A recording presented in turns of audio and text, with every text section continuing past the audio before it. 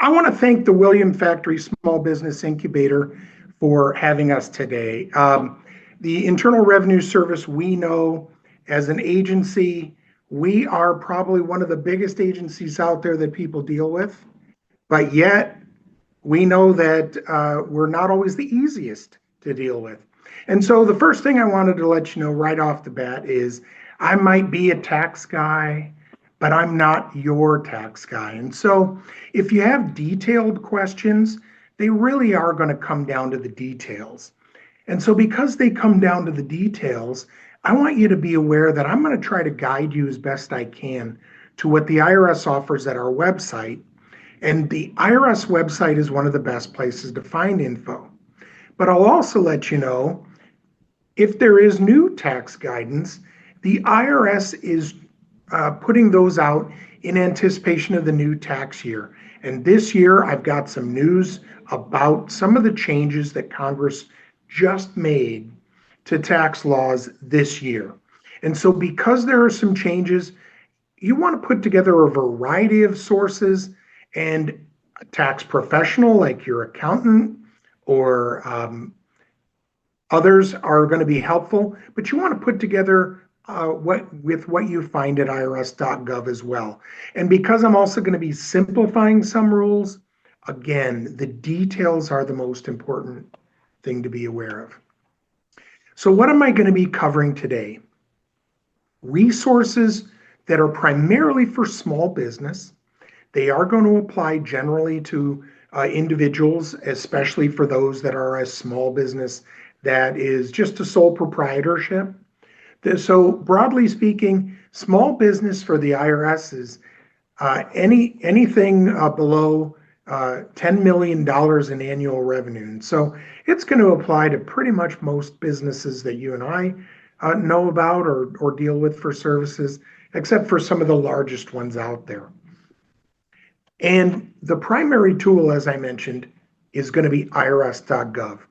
Congress requires the Internal Revenue Service to post all the info that is available in the interest of fairness. And so with that in mind, let's get into it.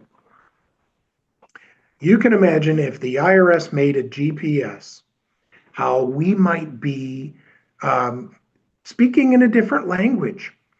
You can imagine if and only if line 5 is less than line 5, take a left. In other words, I understand from being a taxpayer myself and having a life before the IRS that you don't always use the terms the same way that the Internal Revenue Service or a lawyer might use those terms. And so be aware that sometimes there's a special use for a term. A little bit about myself. My role is called tax specialist. Been in the IRS for 15 years. And prior to being in communications, I was in the collections department. I served as both a collections representative and a revenue officer.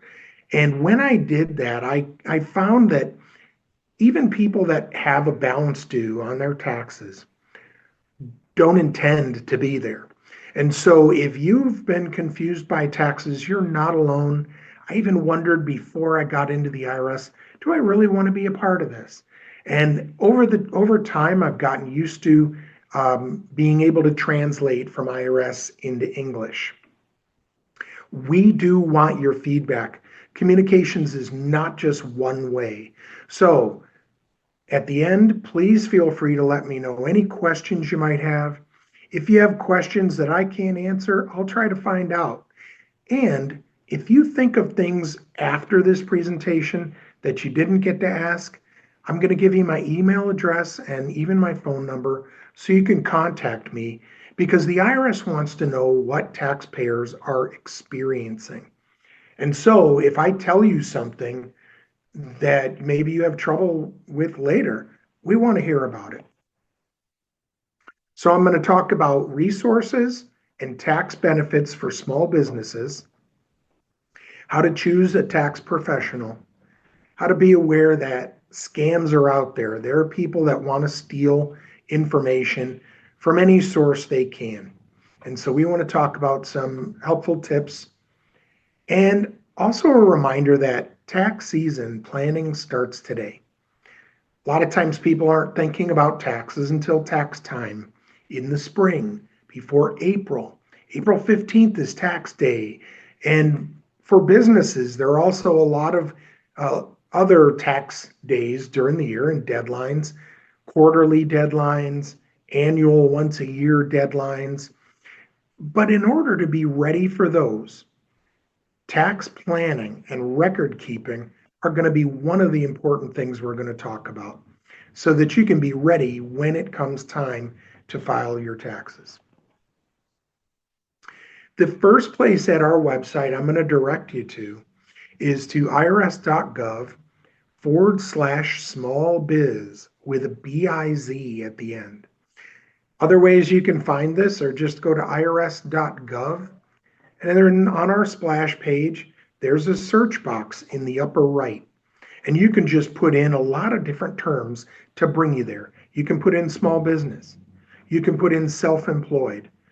And it will bring you to a page that's designed to help businesses have checklists and links to all the popular resources that you want to be able to use in order to be able to know how to pay, honestly, how to pay less in taxes.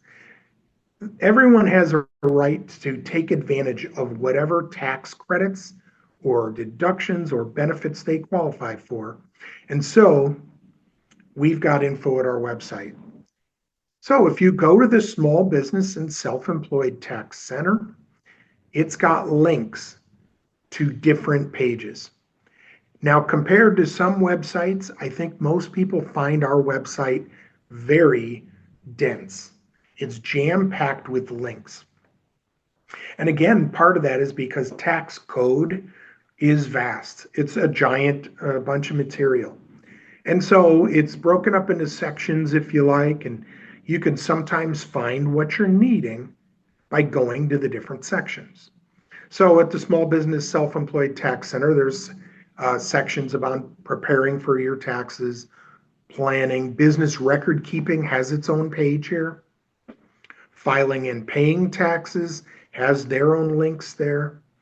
Also, stages of owning the business, checklists for how to start a business, how to operate a business, including things like payroll, and how to close a business. Also, general topics and links to online learning as well. There are small business events, just like what you're doing today. There are various groups out there that provide these, not only folks like William Factory, but other groups out there that are helping small businesses succeed. State of Washington has their own, and there are times that we'll even link some that the state of Washington has. Also, one of the very interesting ones I find is the most common question I get from new business owners and even successful business owners is, what kind of business structure should I have? What they mean by that is, am I going to pay less if I'm a S corporation or a sole proprietor? Under what circumstances should I be a C corporation? These are various kinds of business structure, and business owners decide how they want to be taxed. And so there's a great page here. It's worth taking a look at so that you can understand and be able to talk to people. Again, this is one of those things where it kind of comes down to the details, because at extremely low income or low revenue, like a business that's just starting, a sole proprietorship might be a very good way to run it, because there's going to be fewer costs involved with filing extra tax returns to the IRS. Over time, as a business grows and becomes more successful, an S corporation might make sense because there's tax credits specifically for S corporations that might lower the amount of taxes. Effectively, what it does is it lowers the self-employment tax. I'm going to talk a little bit about this more in the presentation later, but this is a great place to get resources like this, especially if a small business owner has a question about how do these things affect my taxes. Also, be aware, State of Washington Department of Commerce has great info about this, and the Washington uh, Small Business Development Corps have great info about this as well. So Washington Department of Commerce has good stuff on business structure. I also want to mention that there are certain places that the IRS talks about industry-specific tax centers. So what we mean by that is some industries are going to have tax rules that apply specifically to them. So what you see on the right here is the gig economy tax center. So for folks that are doing service providing, like gig economy, you think room rentals, ride share, delivery services. So these folks are working as business owners. A lot of them don't realize they're their own business owner. They might be working as a non-employee compensated person, a contractor is the other term for that. But in the gig economy, one of the things that a business owner wants to take advantage of is the ability to deduct their business expenses. And all of what the IRS calls ordinary and common business expenses are deductible. That means paying less in taxes. That means that you can take your costs of doing business out. And a lot of folks in the gig economy, it might be their first job, or maybe it's the first time working in a gig economy type job. And so with that in mind, they might not be aware of all the tax benefits there. Similarly, we have other industries mentioned that are going to have their own rules. Aviation, automotive industry, trucking is especially important. Also, daycare. Each of these industries have their own special rules. So in order to find out about them, you can go to the industry specific tax centers. For gig economy folks, publication 5369 is going to be really helpful. We also have a roadmap start to finish. A lot of people who've been in business for a while might say, oh, if only I had known then what I know now. Well, there are resources, and you can provide these to a small business just by letting them know that this is out there. We talked about starting a business. There's a checklist for new business owners, and it talks about how to get started, what an employee ID number is, and things like that. Business structure, I've mentioned that. It's got pages about that. Operating a business is going to have things like filing, making payments, how to manage payroll. And I'm going to do further classes with William Factory Incubator later that will go into detail on some of these other topics. And then closing a business.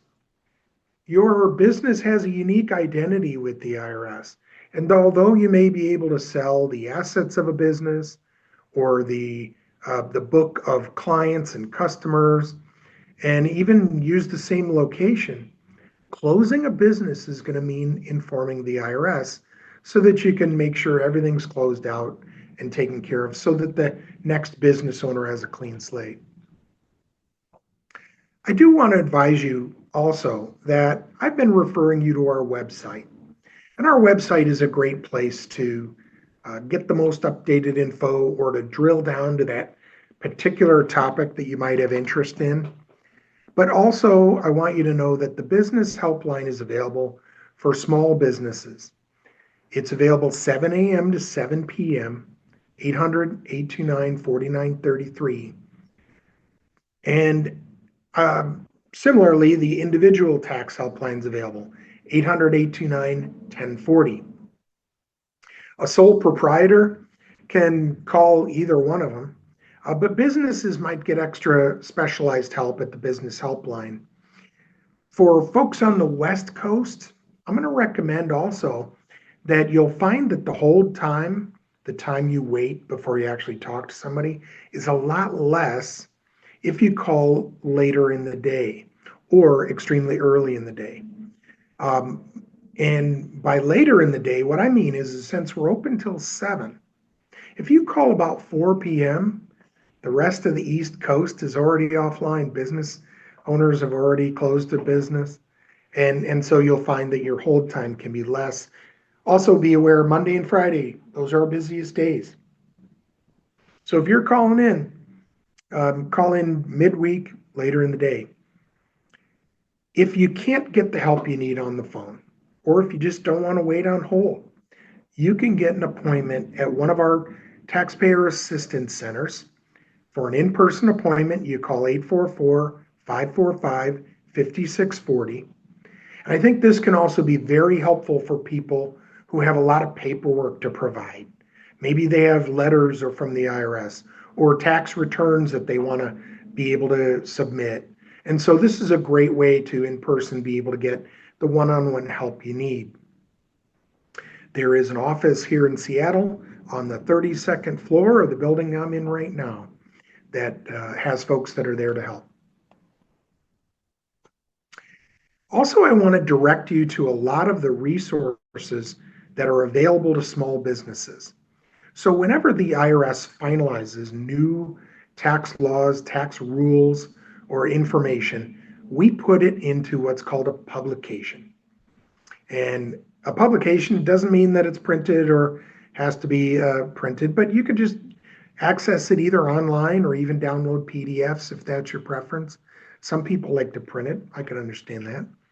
And I've got the tools and resources for small business. A lot of the materials I'm covering today are going to be linked on that publication 5801. Publication 5557 is available to new business owners as a guide to starting their business. So this is another way that people can have instruction that they can look at. And every learner is a little different. Some people like hearing things, some people like seeing things, and so these are good resources to be able to find what you need. I do want to let you know tax laws change. And with that in mind, tax law, one of the tax benefits for small businesses is going away. It's something called the Work Opportunity Tax Credit. This one is available to business owners who hire disabled veterans or who hire folks that have been on unemployment. Now, it's still available until the end of the year, but it does take some preparation by the business. This tax benefit is a tax credit, and a tax credit's different from a deduction in that you're actually getting money from the federal government to pay whatever taxes the business might owe so that it can help pay the payroll of a veteran who the business hires. So they do have a form at our website that you fill out when you hire the employee. Then you have 30 days to submit it to Washington Employment Security for them to certify it. Once that's done, businesses can claim up to $7,000 for folks that were unemployed. That's a huge dollar amount to pay employees, or up to $24,000 for disabled veterans. So these are large dollar credits. However, the One Big Beautiful Act, or as it's also called now, Public Law 119-21, which was passed in July 4th, has changed a lot of these credits. So this one's only available until the end of 2025. Details are spelled out in publication 5642. You have to pre-screen your employees to qualify for it. File that form 8850 with Washington ESD within 28 days after they start work. There's more classes that apply to this, but again, this takes some effort on the part of the employer, but some employers can benefit greatly from this. So be aware, hey, if it's the last year to use it, if you know somebody who qualifies, they might benefit a lot. There are other tax benefits available as well. Employer educational assistance. And if you provide educational assistance to employees, then they can pay workers' student loans and get tax credits for it. This one is still in existence. Same idea with employer provided childcare, whether the business provides it on site and has a childcare area, or whether they just provide funds to their employees. This is a credit. This is another one that just provides money directly to the employers. As part of Public Law 119-21, there are some new tax deductions for working Americans and for seniors. So this is one because it's brand new. We do want to hear feedback. And I know firsthand, the IRS is not always the first group or agency that people want to reach out to give their comments about any new tax law or something that has changed. But because it is new, and you folks being the business incubator, you'll have more contact with business owners. And so, because of that, we want to hear from business owners who have good, bad, or just indifferent comments, feedback about how this law is going to affect them. And so, we want to hear your comments. So, please let me know about this. What are these new tax deductions? Well, the first one I want to let people know about applies to businesses who are sole proprietors, partnerships, S corporations, or some trusts and estates. So, really, the only kind of businesses that don't qualify are C corporations. Another term for this, instead of the QBI deduction, is the Section 199A deduction. The Public Law 119-21 extended this and made it permanent. This was something that was introduced in 2017 and was so popular among business owners that it has now been extended by Congress. What does this mean? Well, I don't want it to be very complicated, but somehow the IRS puts in acronyms like QBI or talks about Section 199A. Well, simply put, it's a deduction of 20% of qualified business income. And all qualified really means is if it's things like interest, well, that's not business income necessarily. So what it applies to is the income of the business. And that means that whatever the actual income is, 20% comes right off the top before you calculate the taxes.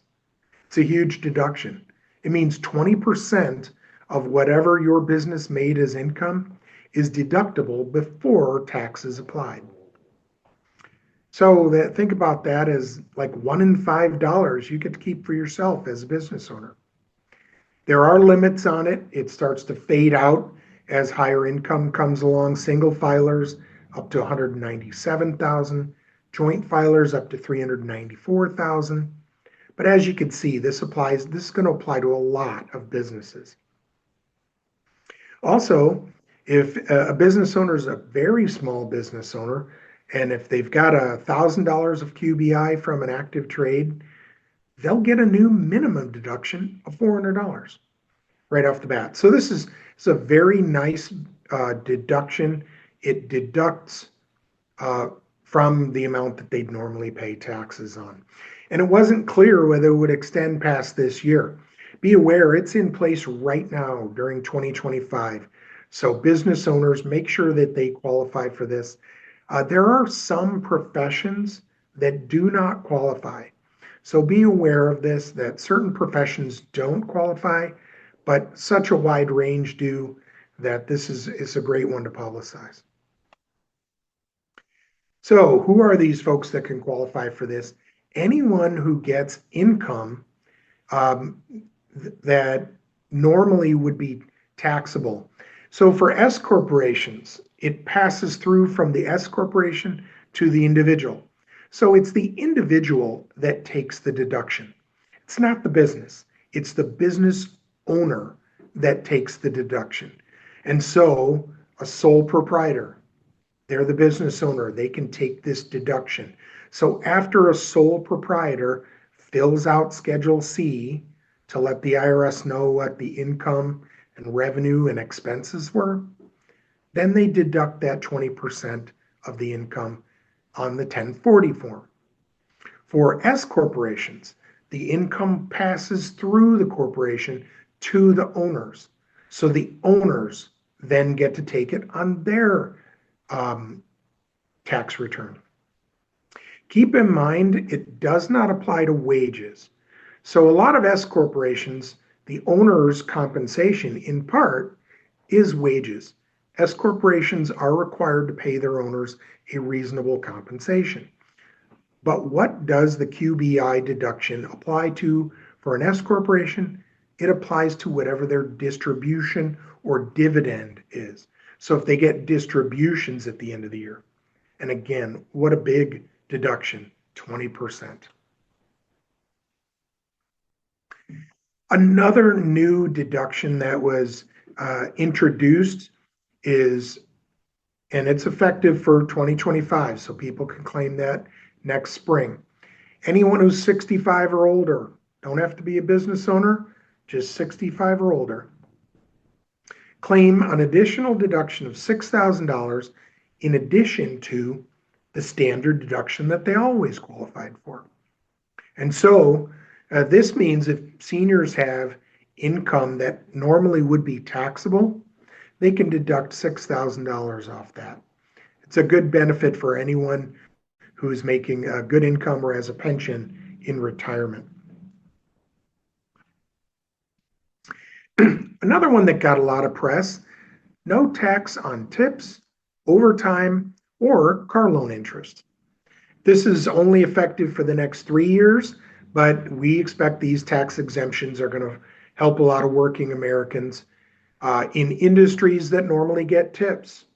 So think restaurant workers or rideshare folks or a lot of different other groups that normally get tips. Up to $25,000 is deductible. It's not taxed. Similarly, overtime.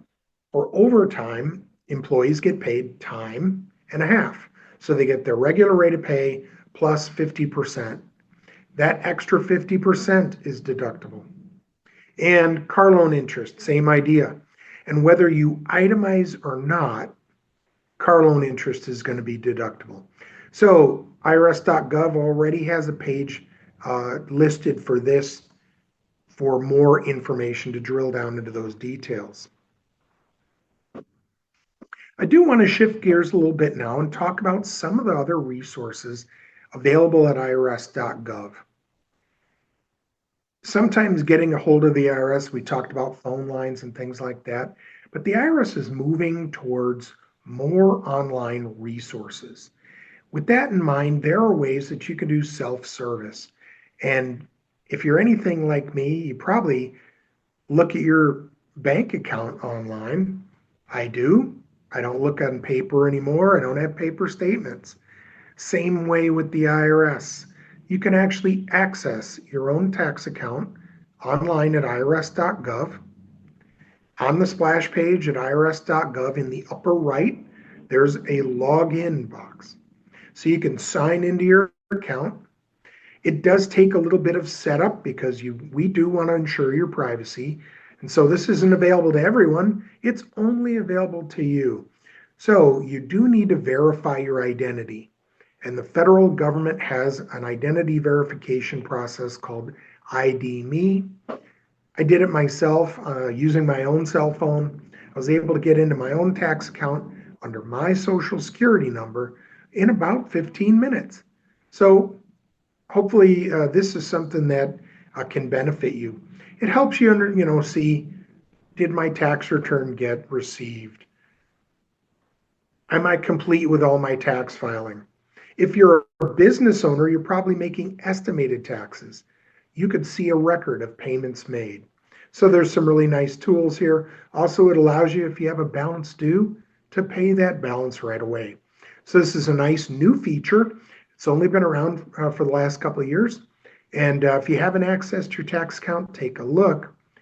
One of the things that I also like about this feature when I accessed it, I was able to put what's called an identity protection PIN number. That's a 6-digit number that verifies that I am who I am when I file my tax return. And we are recommending this. Think about it a lot like multi-factor authentication, where you have a separate number beside your social security number, and it gets updated every year. So when you access your tax account, you can not only set up identity protection PIN numbers, but also review it as it updates year to year. Similarly, the IRS offers this for businesses. This is one just rolled out. It's brand new. It's available to sole proprietors who have an employer ID number. It's available to partnerships and S corporations. And it allows the business owners to go in and to view the tax account, especially if you're doing payroll or other things. You may want to just see, did the estimated tax payments get made? Or is the quarterly payroll information up to date? One nice feature of this as well, there's something called a tax compliance report. And a tax compliance report is often requested by a bank to make sure that a bank knows that the business is up to date on their filing. Especially concerning for a bank might be if there's a balance due. They might not want to lend unless that was disclosed to the bank. So a business owner can actually go in and request this through their business tax account. They don't have to call in. Used to be you'd have to call an IRS employee, meet with an IRS employee. There's a publication that'll walk you through this as well, publication 5904. One of the things I also wanted to talk about was choosing a tax professional.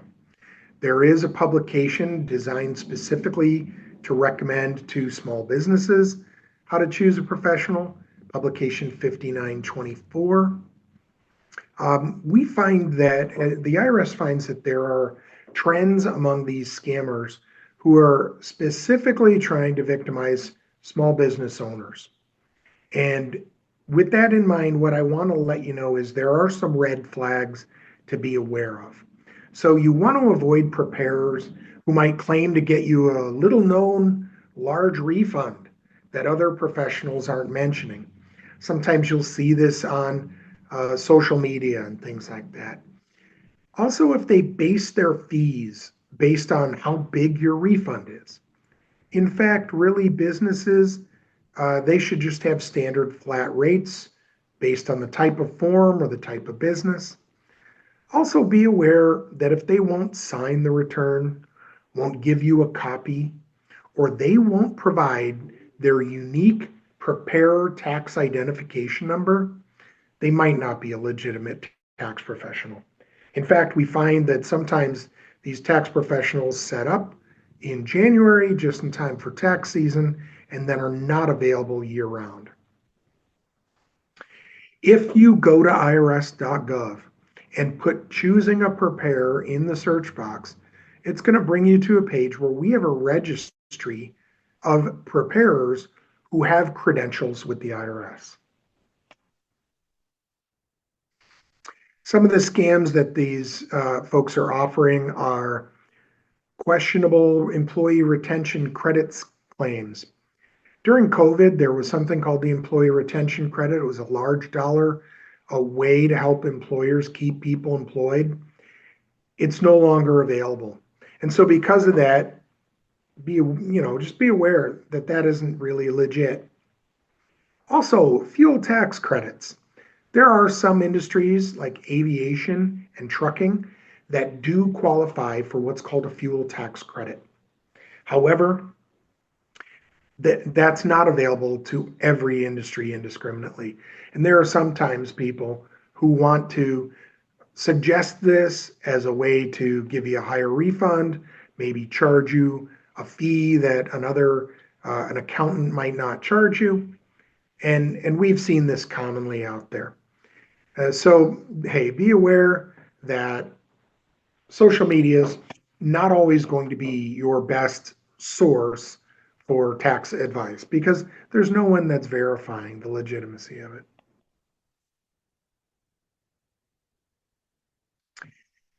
Because businesses are often victims of scams, we recommend to businesses that they take extra steps to safeguard information. The reason that businesses are victims more often is because they know businesses might have not just one person's info, but maybe a lot of info. And so businesses are targeted. You probably have heard of a lot of the different data breaches that are out there. So in order to protect your businesses from scams, we've got a publication out there that talks about it, publication 5961. And there's a lot of folks that have reminders about this out there. It's widely known, but yet I can't tell you how many times I get told about uh, people, again, falling victim of a phishing scam. That's where somebody sends an email or a text message saying, please click here. State of Washington had that recently where folks were being told, oh, you missed your jury duty, and so here's your fine. Click here to pay your fine. So one of the ways you want to not only protect your client's data, but also protect the business's reputation is to set up the computers and the software to have that extra steps to safeguard it. Some of the easiest ways are encrypting devices, but also just simply a password to access the business computers. If you leave a business computer out and someone who shouldn't have access can get in there, they could steal a lot of info before you know it. Also, if you have software that you, let's say, log into bank accounts or log into customer data or your billing applications or your credit card applications, we suggest multi-factor authentication. Again, that'll be where they send you a text saying, did you just log in? Or they'll send you a text saying, here's your PIN number to put in. So again, you might think you won't be a victim, but the day it happens, you're going to be mopping up a lot to clean up afterward. And so better to protect yourself. One of the things I like to present an analogy to folks that are advising small businesses is these scammers are looking for the easiest person to victimize. They're not going to try too hard to victimize somebody and seek to find your passwords, etc. They're just going to send an email saying, hey, I'm a new employee. Can you send me the passwords? People still fall for those kinds of things. In fact, the most creative scam I've heard lately, because these scammers are always coming up with something new, was somebody sent a message saying, hi, I would like to hire your company. Let's set up a Zoom meeting. Here's a link to the Zoom meeting. And in fact, it's not a link to a Zoom meeting, it's a phishing attempt. I'm going to recommend a couple of different pages at irs.gov. Estimated tax page, that's so you pay the taxes ahead of time. The direct pay page, that's if you want to make a payment right now. And for businesses, they should all be signing up for what's called EFTPS. You can find it at irs.gov/EFTPS. EFTPS stands for Electronic Federal Tax Payment System. And so that's a way that you can sign up for the business to have like an online account that can make payments and check the last 15 months of payments along the way. This is required for companies that have payroll. So even if a company doesn't have payroll, it's a good idea to get started with it so that they can become familiar with it when they do want to level up to having employees. There's recommended reading for small businesses. This is not an inclusive list. but this is a list of some of the more popular publications, ones that I talked about today, but also ones for other details like business use of the home. That's a huge deduction, especially for small and medium sized businesses. Also, some of the more complicated stuff like travel and entertainment. And then, if you have employees, publication 15. It's also called Circular E. There's links at our website so you can look at the current version, and these all give you details on how to get to the resources I talked about today. And as promised, here's my email address, david.higgins@irs.gov, and my phone, 206-946-3318. I not only want to hear um, positive comments, but please let me know if anything doesn't work or if you hear a common complaint among business owners. I tried this, it didn't work. How do I get in? Sometimes we don't always bat 1,000. And so that's the end of my presentation today. I wanted to ask though if there are questions, anybody wants to come offline and be able to ask a question, please let me know.